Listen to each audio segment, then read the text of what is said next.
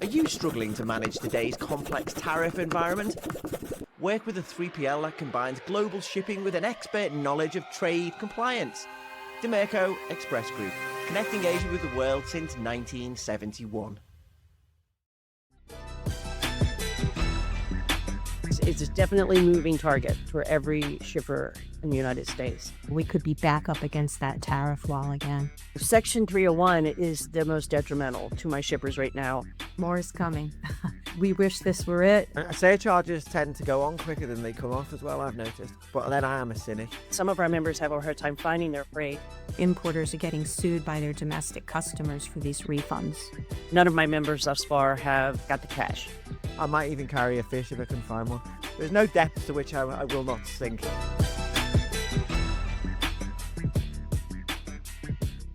Hello, welcome to the Freight Buyers Club. I'm Mike King, and today we are going to be covering a lot of ground. We'll be examining rising fuel costs and how that's hitting US trucking and the Trans-Pacific container shipping contracting season. We'll be looking at freight fraud and cargo theft, and we might even hear what shippers think of US rail consolidation.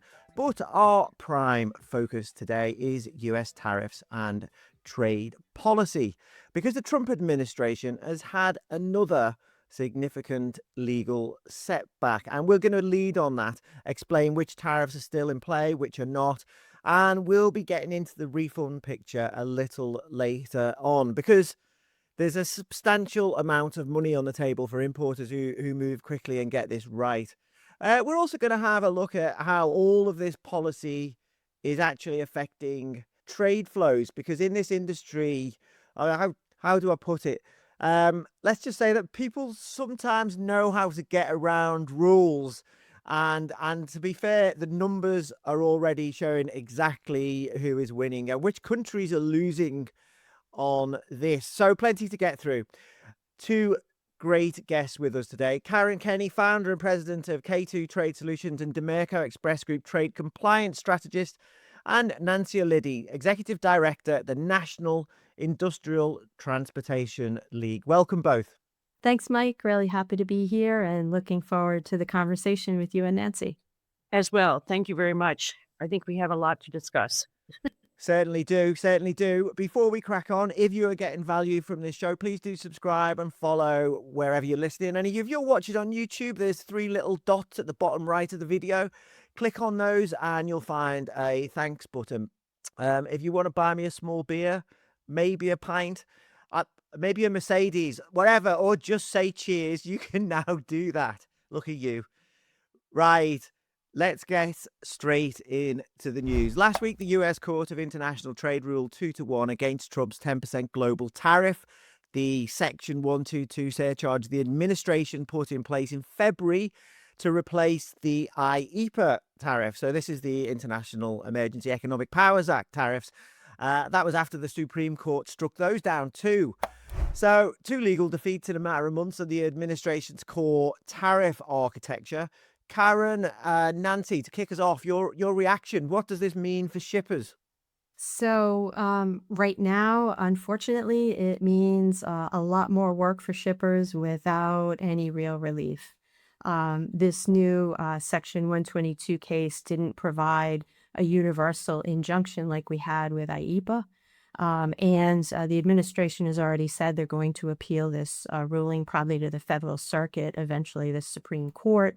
So nothing's going to happen too quickly. So the trade, unfortunately, is in the position of having to pay these unlawful tariffs for a while, and also in the position of not knowing what these Section 122 tariffs will be replaced with in July when they expire. So it's tough to plan effectively. So folks will be spending a lot of resources tracking and attacking these tariffs, probably spending money on expensive legal support, hoping that these tariffs will be refunded to them eventually. So, the real cost of this isn't just 10%, right? It's 10% plus the cost to track them and file protests and manage refunds and maybe even get sued, because we're seeing a lot more of that where importers are getting sued by their domestic customers for these refunds. A lot of cost, a lot of uncertainty, Nancy.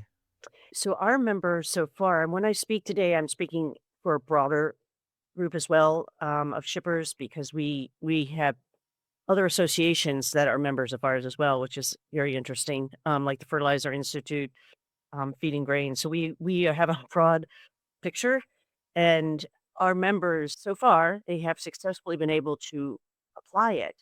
But there's many that I've seen where their record keeping and their where I think, Karen, they could use you dearly, have not got good records. I mean, some of the big shippers do. They have great traffic departments, but some of them are little guys, and I have a lot of chemical, obviously, are my members.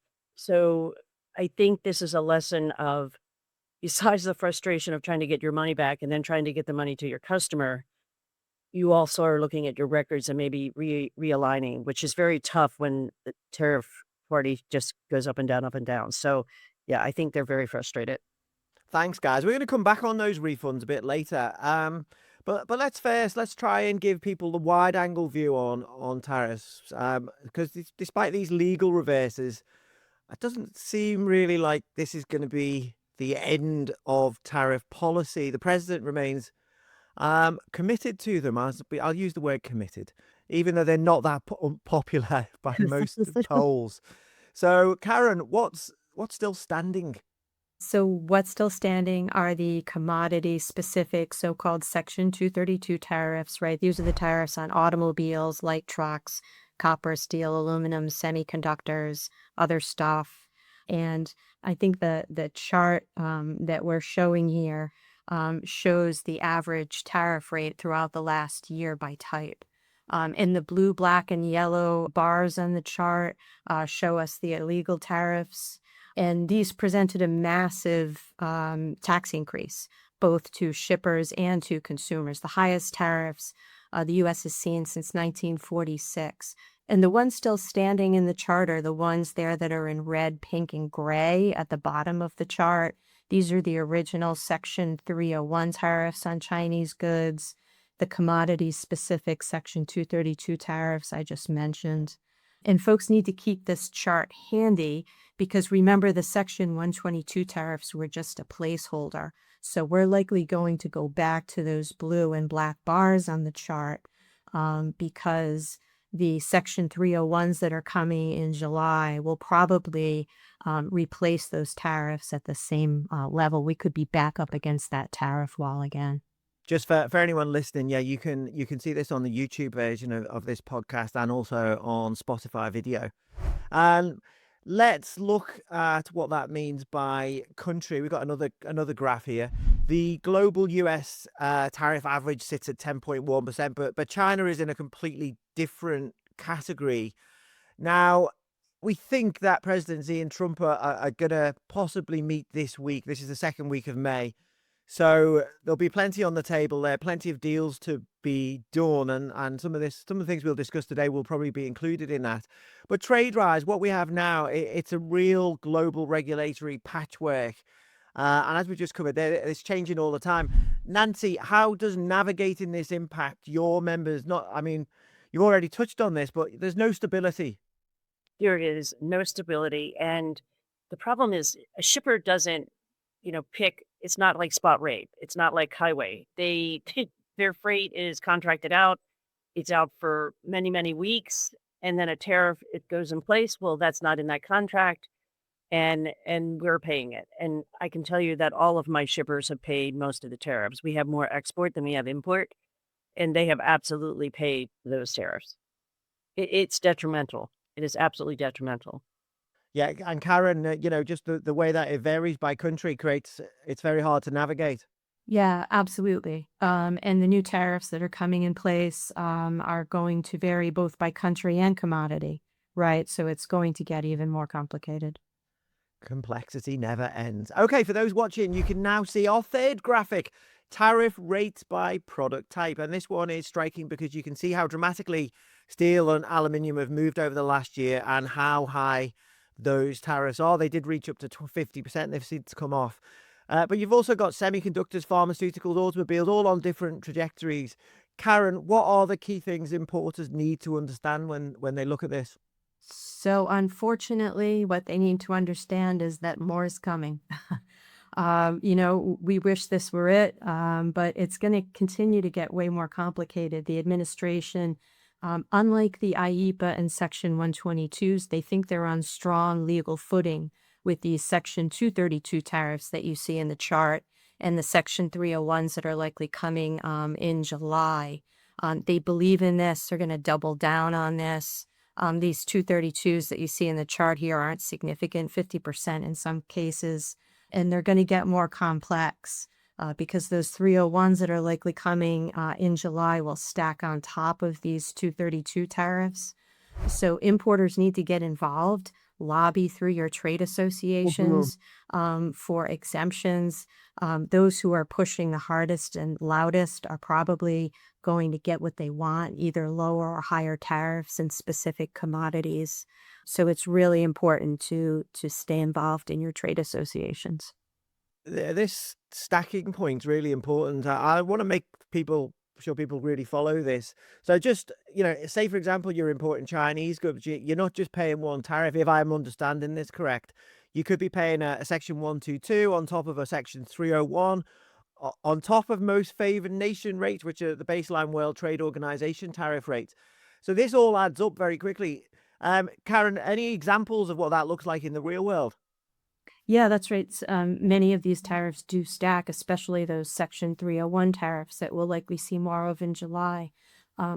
Just as an example, I have a client that imports metal tins, right? Essentially low value packaging material. And right now, already they pay a 50% Section 232 rate plus a 25% Section 301 rate. That's from the original Trump administration, plus a 2.5 most favored nation based tariff rate. So that's like almost 80% on really low value merchandise. And we're probably going to see more of this, right, coming in July, because these 301s generally stack on top of the 232s. And remember, some of these 301 cases that have been opened are open on China. So we could have China 301s stacking on top of China 301s on top of China 301s. Nancy, your members are the ones living with this day to day. Before we get further into the detail, which of these tariff pillars, I'm going to put you on the spot here, Section 232s, 301s, the USMCA situation, which is due to evolve a little bit further later this year, which causes the most operational headaches for your members? Is this like choosing your, I don't know, least favorite sin or worst family member? Well, just think about what Karen just said, 80%. I mean, how are we even moving this, right? That doesn't even include the movement of it. That's just the tariff of it. So moving freight right now is pretty tough. And that's not a good word. I would say something else. But Section 301 is the most detrimental to my shippers right now. We represent obviously industrial shippers. So I have a lot of chemical. I have steel, as Karen, and that's a killer. That association is lobbying hard to get that exempt, and they got pretty far. The other ones, or I have timber. I mean, I'm in the worst spot as far as these tariffs, as far as my membership. And I feel for them. They're staying strong. We stay strong, as Karen said. Behind association, you can hide, so there's no retaliation, which is a huge part of why people join associations, so that when we're fighting for them and we're up there on the hill and we're at FMC, they don't have to worry that they won't get their stuff on the ship. I mean, once we pay all the tariffs, we still got to get it on the ship, and that's been a real difficult situation as well. So, like you said, low cost materials do not always make it on the ship. Sometimes they got left behind or a blank sail. So there's so much more to it than just the tariffs. It's a tough field right now. It's always been, but I think right now it is. You have to be extremely bright and really strategic about how you're moving your freight right now. We're going to look at a few of those other challenges a little bit later on, including some of the implications of what's going on in the Middle East at the moment and fuel costs and the container shipping environment. But that's the landscape for tariffs as it stands. So essentially, we're simultaneously in a period where importers are chasing refunds on these IEEPA duties that should never have been paid. $166 billion worth of through the new consolidated administration and processing of entries, or CAPE portal, quite a mouthful there. That opened on the 20th of April, while people are also trying to figure out what the tariff environment looks like once the legal dust settles. Hopefully our analysis there gives you some idea of where that's going. Nancy, the refund process, how are your members finding that? Is the money flowing? Are brokers equipped to handle the volume of claims? Are they charging fair fees? Are members getting consistent advice, or are they finding conflicting guidance out there? I mean, I could ask more questions, but I think that's plenty for going on with. Yeah, let's start. So far, they say the system is working. None of them have received a refund. And so they're spending, it takes, as Karen said, it's complicated. That system is complicated because you have so many items involved in a movement. I mean, it's a lot of paperwork to move freight. And so if your paper is not quite in order, then that takes it that much longer. What's also frustrating and time consuming right now is telling your customers are all over them. When am I getting my share? When am I getting my share? Well, first we got to get my share. And then you have the problem of if you use brokers and you didn't use the same broker through the whole time you were moving freight, it's a nightmare paperwork wise. So a lot of shippers do use brokers, as you know. It is complicated. I'm very anxious to see when somebody receives a refund. Like I'm kind of ready to celebrate. But they said May 11th and 12th was going to begin when the cash was actually going to be received. But none of my members thus far have got the cash. Of individual shippers, do they actually know what they're entitled to, or is that a sort of question mark for a lot of them? Well, maybe it's a shot at the dark, but I think they know what they're expecting, and then there's also the interest on the money that they lost, so that can also really impact their budget because the budgets are all hurting from all of this. So that's going to be interesting to see if we get the full interest from the time that it started and the time the money was let go.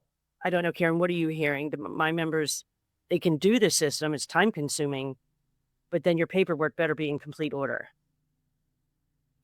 Yeah, it has to be in order. And I did have some clients that received their first refunds today. Oh, you did? Yeah. Yay. Okay, well, we can celebrate that. Let's celebrate. One got one, right?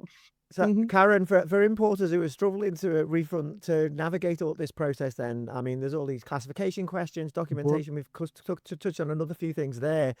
I guess your advice is contact me, is it? Surprisingly, it's not. Although I'm happy to help. They can contact me. I think my advice is twofold. First of all, if you're struggling with your broker, they're not communicating, or you think they're taking an unfair share of your refund, it's time to go look for a new broker. It's not just about these refund processes. Remember what we said before, things are about to get even more complicated than they already are now. So you need a good partner, right? You need a buddy, somebody by your side that's going to help you through all of this. And then, secondly, I would say that folks can certainly file for these refunds themselves. There are many customs brokers and forwarders out there that are providing value-added support, that have training tools, that are doing one-on-one sessions, like myself, right, to help. So reach out to folks that are willing to walk side by side with you and give you a hand. Mike, just to add to that, there were, from what I understand, 11 million entries were submitted. So I'm thinking this is going to take some time. I mean, AI and everything is great, but that's a lot of work. And as we know, most of our agencies are underfunded and underemployed. So, and poor CBP is one of them. They lost a lot of the very much high talent. And so even when these rules come down, they have to be able to explain it. And some of them have got no experience in this. So it's been interesting to work with them on this as well. Yeah, that's a good point. I mean, Karen, how many of these are you dealing with? Not all 11 million, presumably. Not thankfully, not all 11 million. Right. Because I like to eat and sleep sometimes too. But I would say at this point, I have helped just over 50 importers. And these are folks who are getting back anywhere between $1,000 and one importer $91 million. And to a person, to Nancy's earlier point, this is their top priority, right? This is their chance to regain the ground they lost over the last year. Super important, and folks are laser focused on it. Did you just say $1,000 to 91 million? That's sort of that's quite a big range, right? So, It is. well, is there a common theme with this, Karen? You mentioned data earlier. Is that one of the challenges when you're trying to work out? It's not just about what's owed, right? It's about the information that underpins it. Yeah, absolutely. Having access to the right information. I've done a lot of work in this space, also auditing companies' entries to help them prep for this, look for risks and opportunities. And I haven't yet reviewed a company's entries and found one where there weren't significant over and or underpayments. One company had overpaid the tariffs by a couple $1 million. Yeah. These tariffs are just too complex for importers, brokers software packages to get right every single time. And importers need help to get it right so they don't leave money on the table. Yeah, I did see. I think it's a Gaia Dynamics report. We'll put this up on the screen actually, if you're on Spotify or YouTube. That examined over 300,000 line items. I found that roughly a third of entries contained discrepancies. So, I mean, that's the dollar impact then's running into tens of millions. Oh, yeah. So you've got overpayments, underpayments, often with the same importer's data. So it's more than a refund exercise, isn't it? I mean, I think people may be listening from around the world are going, okay, well, they paid this much and then they get this much back. But it's not, it's way beyond that. It's far more complex, especially if you're thinking about underpayments. That's going to be a bit of a shock to anyone. Nancy, are your members on top of this risk now, do you think? I would say for the most part, yes. We have all size shippers, but we do have a majority of larger shippers, and I haven't heard any complaints about getting through it, just hoping to get their money back. And I think Karen mentioned the stack problem. I think some folks may not understand the stacking properly in this refund. And I think some are going to lose money on this, I think, especially if you did it quickly. And I mean, everybody was trying to do it quickly so they got their money back. But this is one of those exercises I think I would have taken a little bit more time before I put my data in. But we'll see. So far, so good. So far, so good. Okay, thank you, guys. Let's take a quick break, and then we'll be back with rising shipping costs, rail consolidation, fuel surcharges, and cargo and tariff fraud. Who would want to miss all that? If your supply chain runs through Asia, why not work with a company that has been connecting Asia with the world since 1971? Dimerco Express Group. Welcome back. Right, tariff fraud. Because when we've got a complex, fast-moving tariff regime with large sums of money at stake, there sometimes are people trying to game it. Now, there are broadly two forms this is taking. Let's start with transshipment fraud. There's a report from Altana that found the US missed out on an estimated $107 billion in tariff revenue last year alone. Goods made in China, routed through Vietnam, Mexico, India, countries subject to lower duties to disguise the origin. Karen, you were telling me about the impact of this for importers, particularly what it might mean for the USMCA, the United States Mexico Canada Agreement that replaced NAFTA in 2020. I'm doing brilliant with acronyms today. Karen, that's might be extended for another 16 years in July, but it seems like it likely won't. What's at stake? Yeah, so first, in defense of my importer peeps, remember that not all transshipment is transparent to the importer, right? So the importer may have moved production to Vietnam or Mexico, and the supplier tells them that all the components are coming from those countries. And it's not apparent to the importer that they're not, right? Not all importers have the resources to trace these components. But either way, importers are interested in how this impacts them. And I think with all of this data coming out, remember the Altana folks and many of their competitors have deep connections inside the administration and government agencies. Many of them have contracts directly with government agencies. So with all of this coming out, this just validates what the administration already believes to be true, right? It adds fuel to the fire. And USMCA negotiations are coming up. So this puts even more pressure on those talks, and puts pressure on an administration that is already looking to crack down on origin compliance, and I think that wants to potentially change USMCA rules of origin to potentially limit the amount of Chinese component material that can be in a product and still qualify under USMCA. There's a lot of chatter about this right now. What does any of this mean for an importer who's maybe built their supply chain around Chinese inputs assembled in Mexico, just as one example? Well, at best, right now, right, they're paying zero tariff, right? The product qualifies under USMCA, the last true free trade agreement in the U.S. But looking down the road, there's a possibility that they may have shifted production to Mexico or Vietnam, and it could backfire. They could be importing a product from Mexico that has a lot of Chinese components, but have to claim China origin on that product and pay the higher China tariffs when it comes across the border into the U.S. Under the current rules of origin, a tariff shift is enough to qualify even if the product contains significant Chinese content. Yeah, that's right. So as long as you have the tariff shift, you're good. You can have lots of Chinese content, but if you have the tariff shift, you still qualify. But there are those in the administration, Congress, and domestic industry that are putting pressure on to change those rules of origin. So even with a tariff shift, if the rules change, if the content, Chinese content, for example, is above a certain threshold, you wouldn't qualify anymore. And all of this data that's out there, all of this chatter is just adding to the pressure on the administration and Congress to change those rules of origin.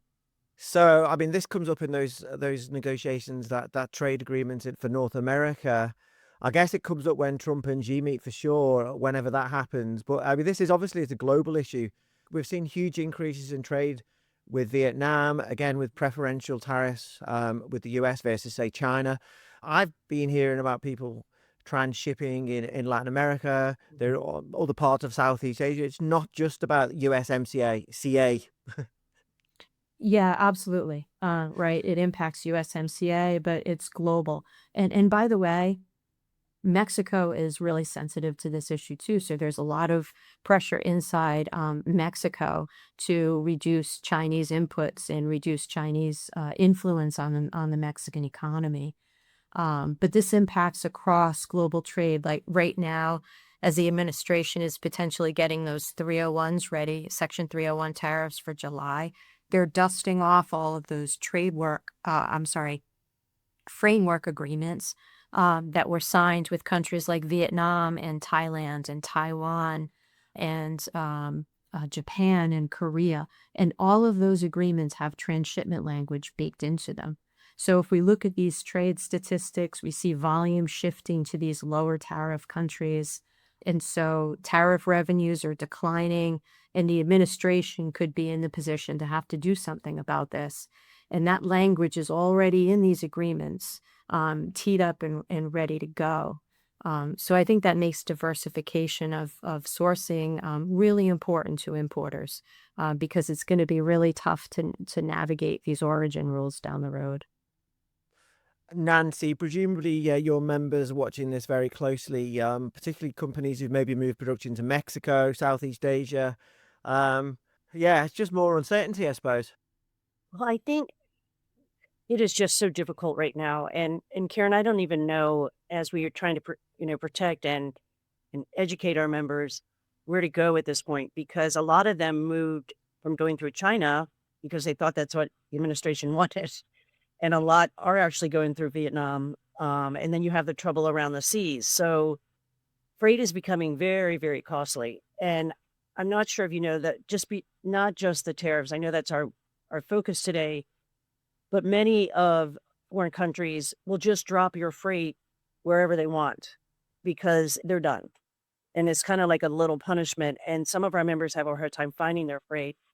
We had many members that had freight in Iran when the war started. So It is such a complicated supply chain right now that we're always trying to stay one step ahead to try to help them. But as you said, now we're going to have this other problem. How much material was made in China? It's quite consuming for my members right now to figure out which route to take when they thought they might have been doing the right thing to get out of China. So it's a definitely moving target for every shipper in the United States.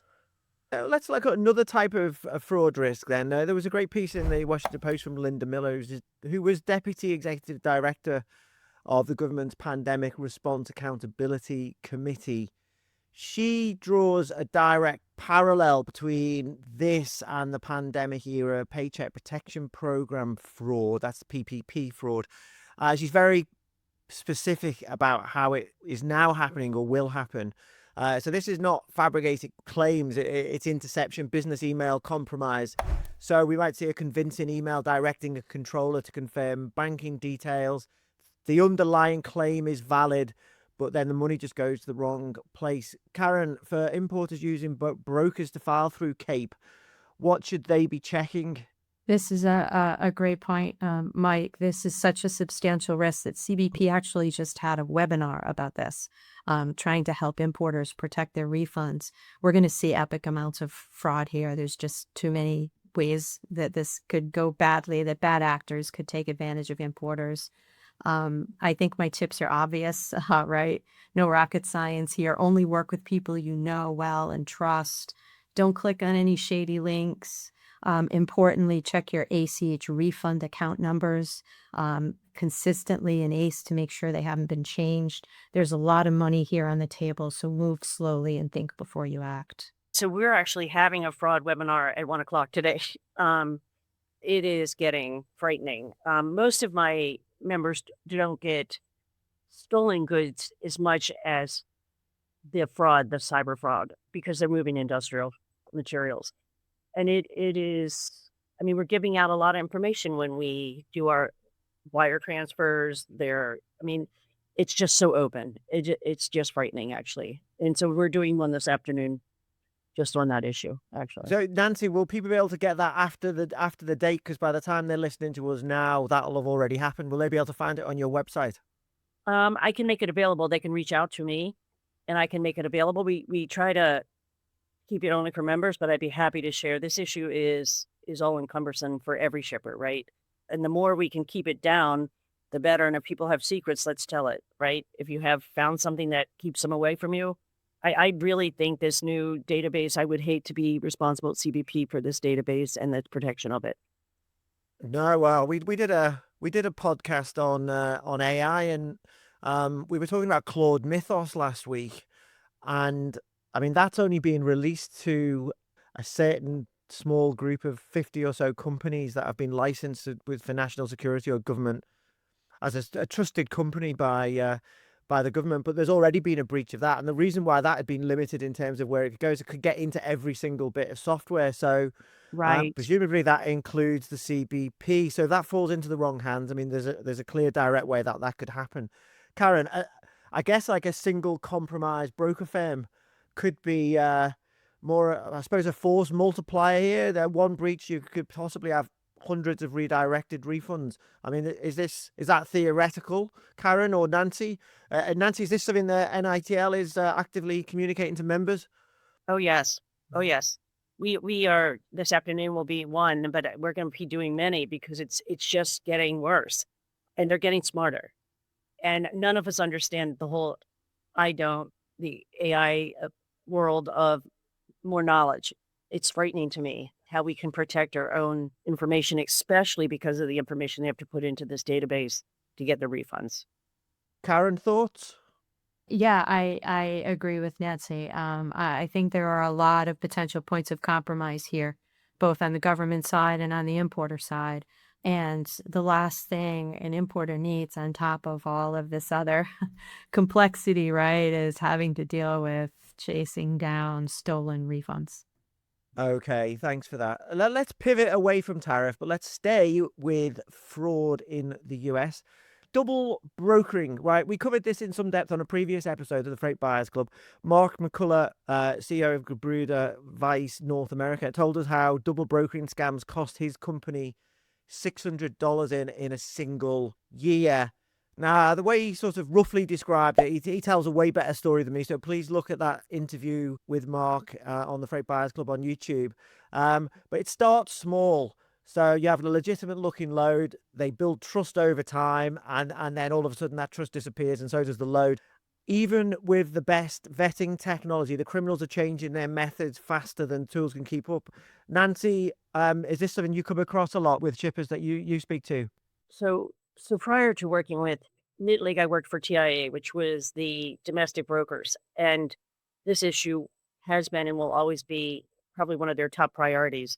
We and many of the associations are working with FMCSA to figure out a way that when somebody registers, we need to have more signals fly up, right? We need to, so if there are chameleons, which there are millions, there's a way to stop them before they even can get a license. We've asked for red light, green lights from FMCSA. I've been lobbying on that for over 12 years, I think. We got to stop it where it starts, right? We got to know how they got through FMCSA because that's where they get their license. It is quite complex. And we actually are going to have a meeting soon with FMCSA on this issue.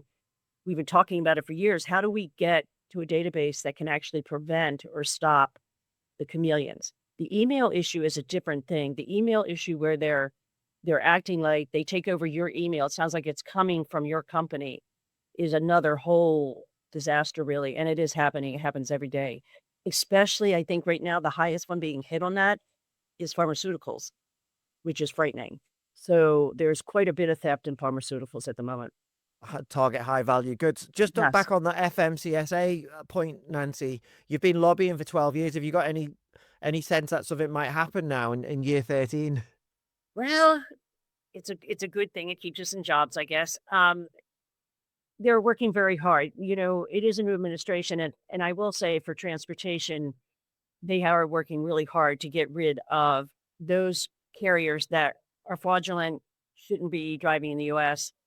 But I think it has to happen in that database. There has to be some flags that go off to say, oh, this guy's familiar. This is like his third license of a different name. How do we stop that? We're not there yet.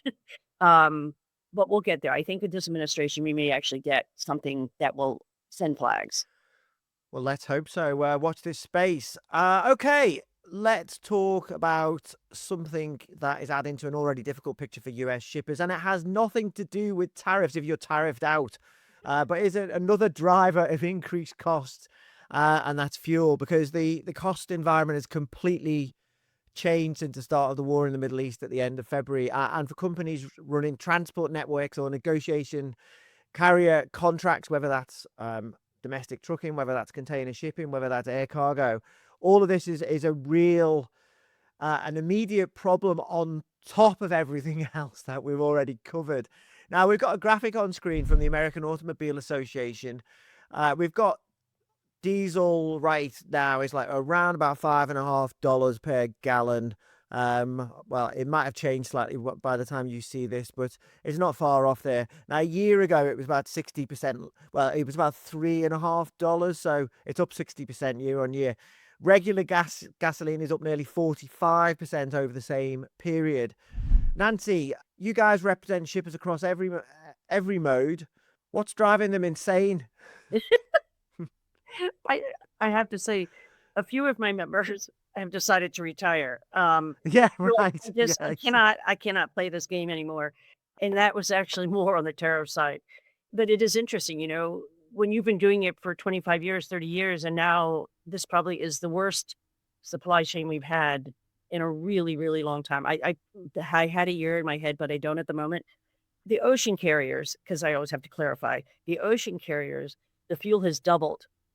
And they have already stated, and it was in the Journal of Commerce, that that double is going back to the shippers, which means the shippers are going to have to get it back to the customers.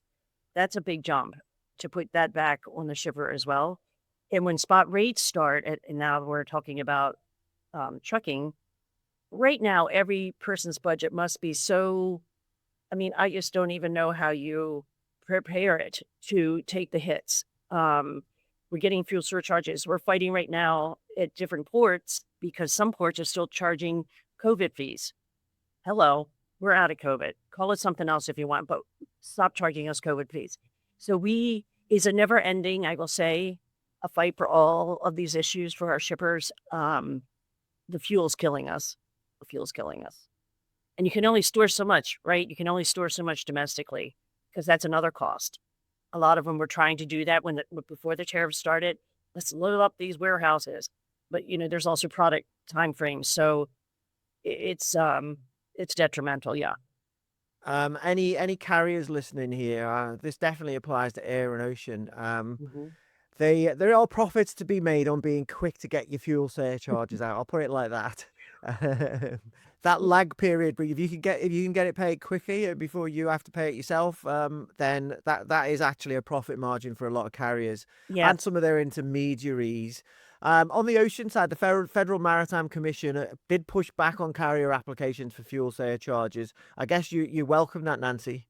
oh, for sure. Now, whether it happens, they did a pushback, but sometimes pushbacks from the agencies are not enough and they can't control rates. So we work very closely with the Federal Maritime Commission and the Surface Transportation Board for rail. They have tough jobs because they are very limited on what they can control. It's very limited. But no, that was a blessing. Please, anything to help the supply chain move freight is a good thing. Yeah, So I guess the thing to take away from that is wherever mode of transport you're in, make sure you check the terms and conditions of your contract and see how absolutely. exposed you are to rising fuel costs, surcharges, and the rest of it. Just back on the Middle East. So obviously we all want a ceasefire. I've said this on the podcast before when we've heard, oh, there's it's peace in our time, and these things. Oh, it's all the Strait of Hormuz is open. Please, define what peace is, define what open is. What does that mean practically? Because there's plenty of examples of this historically. And until you don't get a free flow of goods, until everything feels safe for insurance, Right. for the crew, for the ships, for the cargo, people aren't just going to throw cargo through the Strait of Hormuz until they're sure it's totally safe, not in any sort of meaningful numbers. And we've had this endless loop of announcements and market bounce backs, and as I say, it's been very hard to follow. It's been a bit Groundhog Day. So I'm working on the assumption that a full reopening of maritime traffic in Hormuz will not happen overnight, even if there is overnight a deal signed. We Correct. could still be weeks away from normal. Could be much longer. Karen, from a supply chain planning perspective, are you seeing these fuel surcharges and these uncertainties around the Middle East?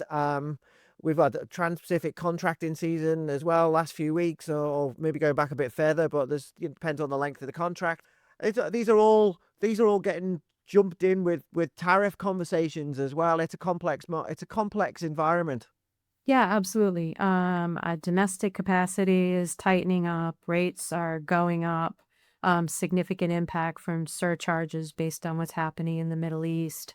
But this is driven, I think, right now mostly by the surcharge bonanza that we've seen. The carriers are good at that, and I think if you look at their recent financial results, we'll probably see more of it. Mhm. But to be fair, fuel prices are up, right? I think jet fuel prices are up like 40% over the last year. But I think most of the price increases are related to surcharges because volumes are still soft. Yeah, correct. Yeah. So you think the surcharges are doing work rather than the base rates, Karen? Yeah, yeah, for sure. I think capacity is still plentiful. The base rates have bumped up marginally from contract season, but no big moves on base rates. It's almost entirely on surcharges. There's a shipper that I know that cracks me up, and he referred to the current market as being a series of paper cuts. So no death blow like we saw during the pandemic. To shipping, but their market conditions are pushing rates up mostly in the form of surcharges. And remember that once the conflict in the Middle East does end, these fuel costs aren't going to turn around in a day, right? It's going to take time. Surcharges tend to go on quicker than they come off as well, I've noticed. Yep. Yeah. But then I am a cynic. Nancy, are your members feeling death by a thousand paper cuts, or is there something more serious? Are there any legs chopped off? No legs yet. No legs yet. I'm thinking of Monty Python now. I don't I know know, right? why. Well, I don't think It's a flesh wound. I You really might have to look that up if you're under about 45. right, right. So we're gonna have to figure out, and Karen, I agree. I haven't heard them use that phrase actually, but it's this never ending unknown, right? Every day is a different thing, and you've not quietly figured out the problem before it, or how to get your money or make money moving freight.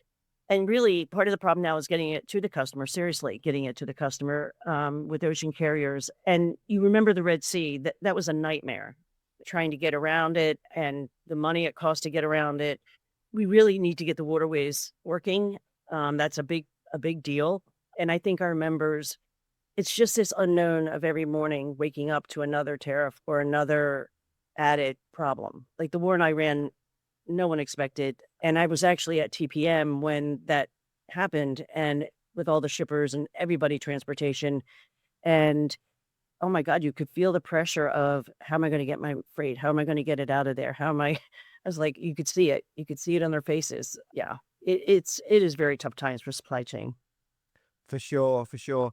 If anyone is a Monty Python fan, actually, you should really check that out on YouTube. I never saw it on the TV when it came out originally, but I've followed it up.